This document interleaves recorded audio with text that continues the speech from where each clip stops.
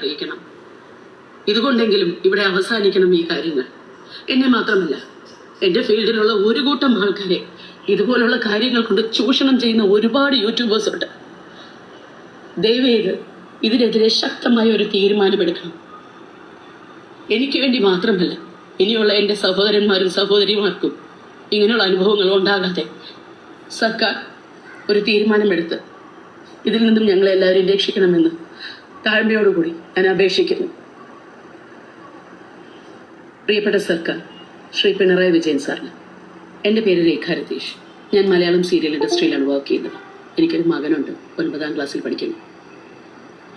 കഴിഞ്ഞ 7-9 മാസങ്ങളായി എനിക്ക് ജോലിയില്ലാതെ ഞാൻ എൻ്റെ ഫ്ലാറ്റിൽ കഴിയുകയാണ് സാർ. 2-3 മാസങ്ങളായി ഒരു കൂട്ടം യൂട്യൂബേഴ്സ് എൻ്റെ പിന്നാലെ എന്നെക്കുറിച്ച് വളരെ മോശമായ രീതിയിൽ ക്യാപ്ഷൻസ് കൊടുത്ത് ചിത്രീകരിക്കുകയും എന്നെ ജീവിക്കാൻ അനുവദിക്കാതെ എന്നെ സമ്മർദ്ദത്തിലാക്കുകയും ചെയ്യുന്നു.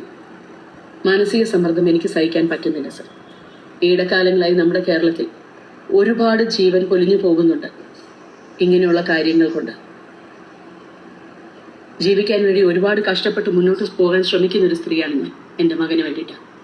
പക്ഷേ ഈ യൂട്യൂബേഴ്സ് കാരണം എനിക്ക് മുന്നോട്ട് ജീവിച്ചു പോകാനുള്ള ശേഷി ഇല്ലാതെ ആകുകയാണ്. മാനസികമായിട്ടുള്ള സമ്മർദ്ദം, എനിക്ക് ജീവിക്കാൻ പറ്റുന്നില്ല സർ. ഇങ്ങനൊരു വീഡിയോ ചെയ്യാനുള്ള കാരണം, എനിക്ക് എന്തെങ്കിലും സംഭവിച്ചാൽ തീർച്ചയായും എന്തുകൊണ്ട് എന്നുള്ളൊരു ചോദ്യം വന്നാൽ എന്നെ തേജോവധം ചെയ്യുന്ന ഈ യൂട്യൂബേഴ്സ് തന്നെയാണ് ഇതിൻ്റെ പിന്നിലുള്ള കാരണം എന്ന് എനിക്ക് അറിയിക്കണം. ഇതുകൊണ്ടെങ്കിലും ഇവിടെ അവസാനിക്കണം ഈ കാര്യങ്ങൾ. എന്നെ മാത്രമല്ല, എൻ്റെ ഫീൽഡിലുള്ള ഒരു കൂട്ടം ആൾക്കാരെ ഇതുപോലുള്ള കാര്യങ്ങൾ കൊണ്ട് ചൂഷണം ചെയ്യുന്ന ഒരുപാട് യൂട്യൂബേഴ്സ് ഉണ്ട്. ദയവേത് ഇതിനെതിരെ ശക്തമായ ഒരു തീരുമാനമെടുക്കണം.